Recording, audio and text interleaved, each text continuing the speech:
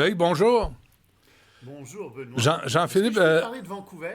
Attends-moi une seconde. Jean-Philippe, essaie de me trouver l'image que j'ai sortie ce matin avec Mario Dumont sur l'avion de Trump. Tu l'as? Garde-la, pas tout de suite. Parle-moi de Vancouver, si tu veux, Loïc. Ben, je veux juste te dire une chose. Tu disais, Ouais. ça peut être désastreux ce que ce type va faire en logement, ce nouveau ministre. Il faut que tu saches une chose aussi, c'est qu'à Vancouver, ce type a abaissé tous les standards de construction. Tu sais, quand tu vas dans un nouvel appartement à Vancouver, tu lèves à peine le bras puis tu touches le plafond.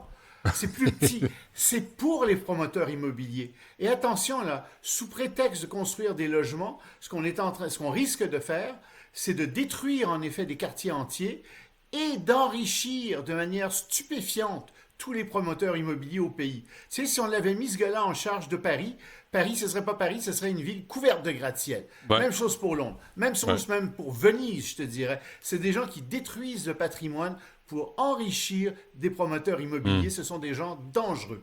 Well, coming to a neighborhood near you, my friend. Parce que ça s'en vient, là. Il va être en charge. Il faut résister à ça. Il faut dire non à ça. C'est non! On dirait quelqu'un qu'on connaît. Fâche-toi pas, ça me fait peur. Il y a Donald Trump qui est en Arabie Saoudite présentement. Oh, quel voyage en Arabie Saoudite. Mais il était d'abord au Qatar. Il a reçu un avion extraordinaire. Tu voulais montrer l'image. L'as-tu vu? L'avion? J'ai vu l'avion de l'extérieur, mais pas de l'intérieur. Regarde ça. Qatar's bitch. C'est rare que Loïc réagisse de même. Qatar's bitch, ça, c'est l'avion officiel. Dis-moi, Loïc, tous les présidents américains ont été à genoux devant le Qatar, le Yémen, l'Arabie Saoudite. Ils l'ont pas mal tous été. À ce point-là. Et puis, de toute façon, le problème ici, c'est pas ça. Le problème, c'est que cet avion est offert à Donald Trump. En fait, à la bibliothèque de Donald Trump, mais tout le monde sait que c'est lui qui va s'en servir, 400 millions de dollars. Pourtant, il y a Air Force One. Mais ça a l'air que Air Force One, c'est pas assez luxueux. Il n'y a pas assez d'or là-dedans pour lui. Je te dirais, c'est pas assez de mauvais goût pour lui parce que je trouve que Trump a très, très mauvais goût. C'est baroque, ce qu'il aime. C'est vraiment arrête kitsch. donc. Arrête donc. Ah oui, ça, c'est pas gentil de faire ça. Tous Oui, les goûts sont dans la nature. Tous les goûts sont dans la nature. Arrête ça. Mais c'est surtout... pas une raison pour les admirer, parce qu'ils sont tous. Mais bref, ce que je veux dire, c'est qu'il y a un gros problème constitutionnel. C'est que tu ne peux pas faire ça. Tu ne peux pas recevoir des cadeaux comme ça, surtout aux États-Unis. Tu sais, surtout aux États-Unis, c'est le Congrès qui doit approuver ça. Puis il y a un précédent, il y a Benjamin Franklin qui était allé en Europe, il s'était fait donner un petit boîtier de tabac à priser qui était incrusté de diamants. Ben, il avait été obligé de passer devant le Congrès pour recevoir le cadeau. Puis c'est le Congrès qui avait décidé si oui ou non c'était quelque chose qu'il pouvait recevoir. C'est une autre époque. Et dans ce cas-ci, c'est le Congrès qui devrait décider de ça. C'est clairement anticonstitutionnel de recevoir un tel cadeau de la part d'un pays, parce que justement... C'est un pot de vin, là. C'est un pot de vin. C'est clair, c'est clairement un pot de vin, mais il y en a tous c'est fait en toute transparence, Benoît. Alors, si je te donne un pot de vin en toute transparence, c'est bon. On est correct. Tu peux faire la même chose avec moi si tu veux. C'est incroyable. Mais ça ne donnera rien. Moi, je marche pas beaucoup dans ces trucs. Mais la question aussi se pose sur la sécurité. Je veux dire, le Qatar qui a abrité les leaders, qui abrite les leaders du Hamas. Le Qatar, c'est un pays de visage à deux faces. C'est des hypocrites qui financent le terrorisme. Et penses-tu qu'il n'y a pas de micro, puis il n'y a pas de caméra dans cet avion-là? C'est un cauchemar de l'aveu même des services de sécurité américains. Ils vont être obligés de déconstruire tout l'avion pour voir s'il n'y a pas de micro caché quelque part. Je comprends. C'est un cauchemar. Bon, alors, mais qu'est-ce qu'il faut faire en Arabie Saoudite? Ben, il signe des contrats, il vient de signer pour 600 milliards de dollars de contrats, mais ça, c'est des contrats signés, c'est pas nécessairement des vrais contrats, tu sais, c'est des lettres d'intention, etc. Dans la défense en particulier. Et il donne un discours aussi à un sommet commercial États-Unis, Arabie Saoudite. Puis il va déjeuner. Sais-tu qui est au déjeuner? D'abord, il y a l'assassin Mohammed Ben Salman, évidemment. On le salue. Oui, ça c'est sûr. C'est lui qui dirige. Qui a fait démembrer, faut le rappeler, qui a fait démembrer un journaliste du Washington Post. Totalement. Puis ça a été enregistré. Alors, c'est un assassin, cet homme. Et évidemment, il ment, etc. Mais on sait que c'est un assassin. J'aurais beaucoup de mal à lui serrer la main. Mais il est là-bas. Et il va déjeuner avec qui, tu penses? Donald Trump et Mohamed Ben Salman, qu'est-ce qu'ils ont invité à déjeuner? Qui Elon d'autre? Musk. Ah Elon oui. Musk. Bon. Elon Musk qui va arriver là, avec, j'imagine, sa nouvelle voiture. Ben, Et voilà. Mais tu sais, ça a quelque chose de très, très répugnant, là.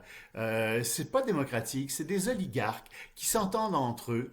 Il y a quelque chose là-dedans qui ne marche plus du tout.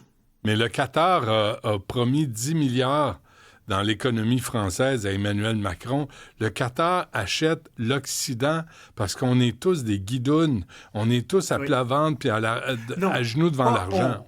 on, nos dirigeants.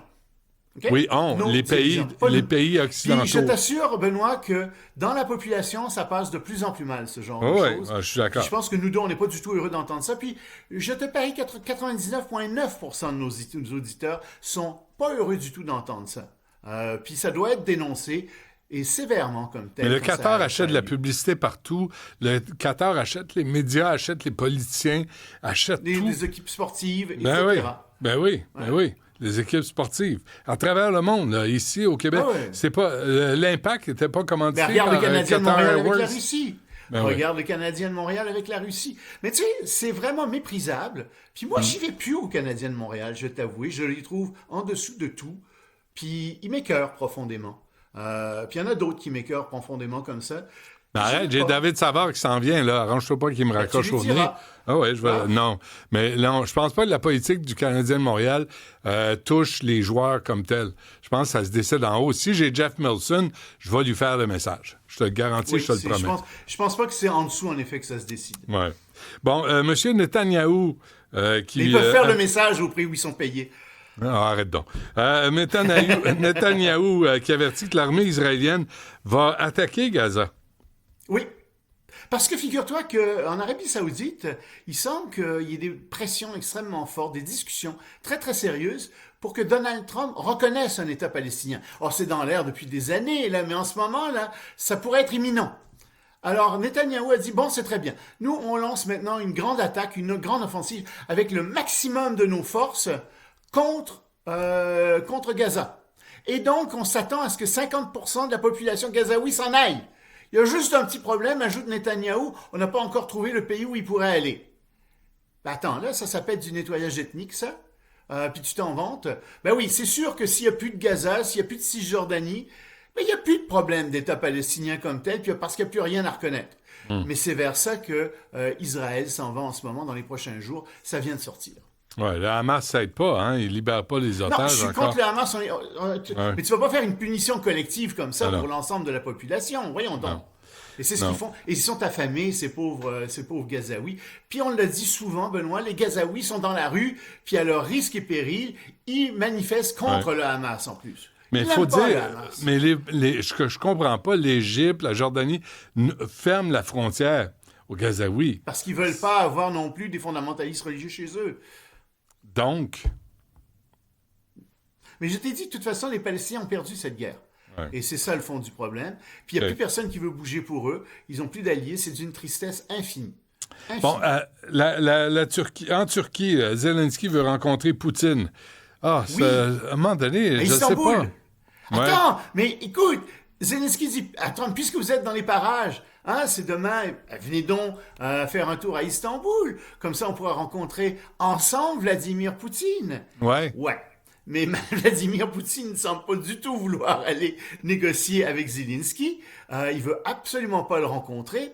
Et il y a plein de gens qui disent, à commencer d'ailleurs par la chef de la diplomatie européenne, si Poutine s'en va pas à Istanbul rencontrer Zelensky, il faudra conclure que Poutine n'est pas intéressé à la paix. Il veut continuer, il veut simplement faire la guerre. Ce que je pense à peu près la plupart des analyses pensent. Donc oui, on va voir ce qui va arriver, mais il est vraiment, je te le disais hier, il est au pied du mur, il l'est encore plus aujourd'hui. Je pense pas qu'il se rende à Istanbul, mais ça va aller dans l'opinion publique. Disons que ça va un peu mal pour lui en ce moment au niveau international, et donc il y a tout un nouveau train de sanctions contre la Russie qui risque d'être adopté. Et là où ça risque de péter, c'est entre l'Inde et le Pakistan. Ça a pété, là, ça s'est calmé. Non. Ouais, non. Oui, puis c'est Trump qui est intervenu, comme Pompeo l'avait fait déjà en 2019. Mais Trump s'en est vanté. Narendra Modi n'a pas du tout aimé ça. Puis il est sorti, il a fait un discours très virulent, très belliqueux, où il dit, oh, en fait, écoutez, là, on n'a pas conclu de paix. Tout ce qu'on a fait, c'est qu'on a suspendu nos représailles en attendant de voir où s'en va le Pakistan. Donc, on espère qu'il va s'arrêter là. Mais il y a des nationalistes hindous, hyper nationalistes, qui veulent absolument que l'Inde reprenne le territoire du Cachemire pakistanais. Et ça serait une guerre. Ça serait probablement une guerre nucléaire si ça se faisait. Je ne pense pas qu'il aille jusque-là. Je pense que pour le moment, ce sont surtout des paroles et qu'il essaie de satisfaire son électorat hindou nationaliste extrême. Mais quand même, disons que c'est un peu embêtant de voir ça. On se laisse là-dessus sur ces paroles très positives et légèrement belliqueuses. Merci, Loïc. On se reparle demain. Salut.